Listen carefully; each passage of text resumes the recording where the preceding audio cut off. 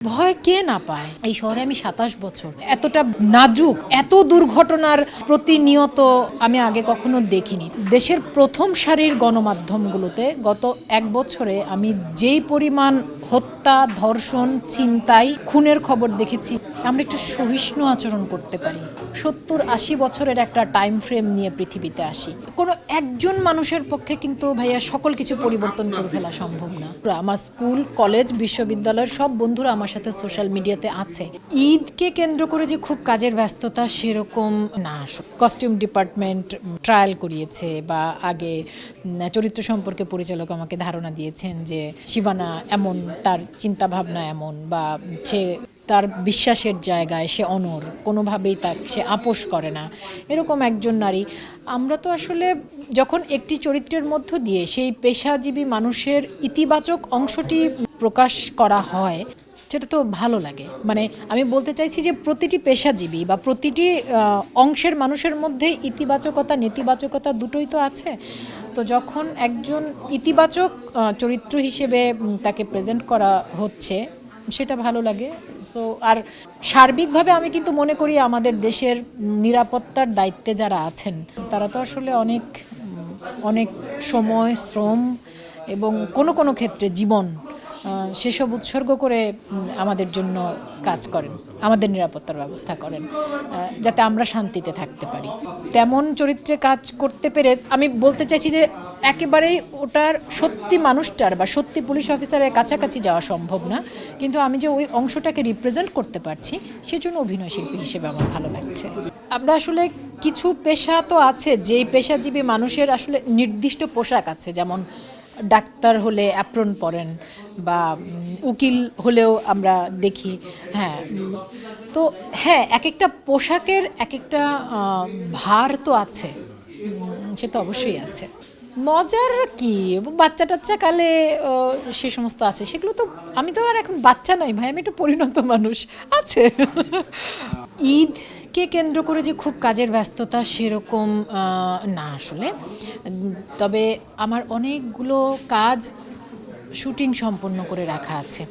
এর মধ্যে ৩টি পূর্ণদৈর্ঘ্য সিনেমা আছে, 2টো স্বল্পদৈর্ঘ্য সিনেমা আছে, আরেকটি এটি যোগ হতে যাচ্ছে, 2টো টেলিফিল্মের কাজ, তারপর আরও একটি পূর্ণদৈর্ঘ্য সিনেমা এবং স্বল্পদৈর্ঘ্য সিনেমাতে চুক্তিবদ্ধ হয়ে আছি। আশা করছি এই কাজগুলো আসলে হয় কি, একজন অভিনয় শিল্পী হিসেবে আমি যখন শুটিংটা শেষ করে ফেলি বা ডাবিং শেষ করে ফেলি, তারপর কাজগুলো কবে মুক্তি পাবে ওই অংশটার দায়িত্ব কিন্তু অভিনয় শিল্পীদের কাছে থাকে না, ওটা একেবারেই পরিচালক প্রযোজকদের কাছে।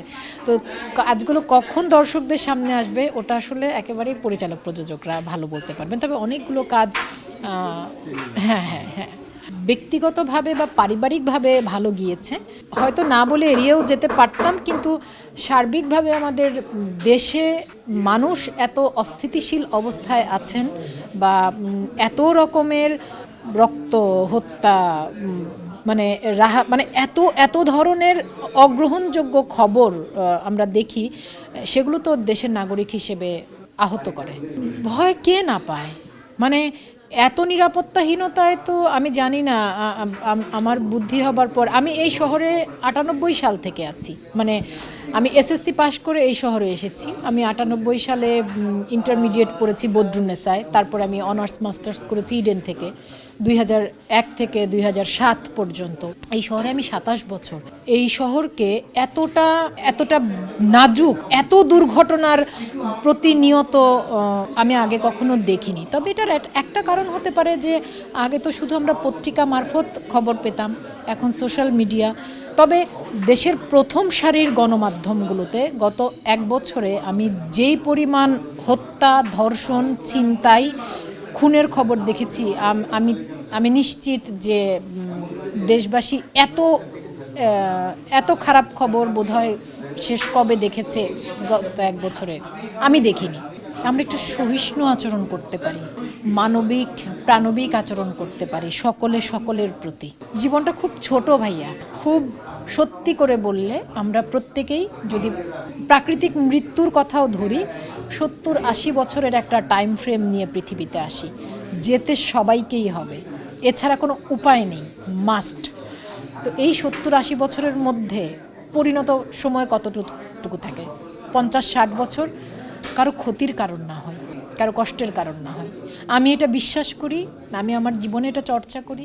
আমরা যদি একটু অন্যের মতের প্রতি, অন্যের চিন্তার প্রতি বা যে কোনো অন্য মানুষ, অন্য প্রাণের প্রতি একটু সহিষ্ণু আচরণ না করি, তাহলে আসলে নিজেকে নিজের নিয়ন্ত্রণ করতে হবে সকল ক্ষেত্রে। কোনো একজন মানুষের পক্ষে কিন্তু ভাইয়া সকল কিছু পরিবর্তন করে ফেলা সম্ভব না। আমি মাথা পরিষ্কার করব সকলের, ওই যে শুধু মাথায় যদি এই ব্রতটা থাকে যে আমি কারো ক্ষতির কারণ হব না, বাস। আমি কোন বছর এসএসসি পরীক্ষা দিয়েছি বা আমার অনার্স মাস্টার্স যাদের সাথে পড়েছি, আমার সকল বন্ধুরা, আমার স্কুল কলেজ বিশ্ববিদ্যালয়ের সব বন্ধুরা আমার সাথে সোশ্যাল মিডিয়াতে আছে। আমার তো লুকানোর কোনো জায়গা নেই। আমরা তো কেউ আকাশ ফুঁড়ে আসিনি, মাটি ফুঁড়ে আসিনি। আমরা সবাই একটা পরিবারে জন্মেছি, স্কুল কলেজ বিশ্ববিদ্যালয়ে গিয়েছি, সেখানে সমবয়সী যাদের সাথে পড়াশোনা করেছি।